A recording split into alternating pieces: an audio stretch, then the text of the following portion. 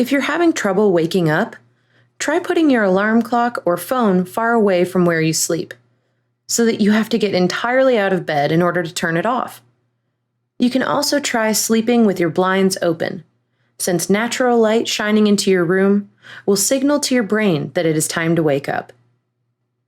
Once you are out of bed, try drinking a caffeinated beverage like coffee or tea, taking a shower, or doing some exercise to help make you feel more energized.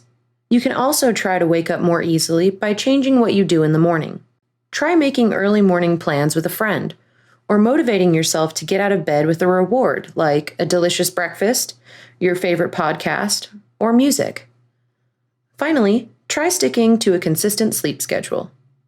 Your circadian rhythm works most effectively when you go to bed and wake up at the same time each day. Over time, your body becomes conditioned to a more regular schedule, and it will be easier to fall asleep and wake up at the same time each day.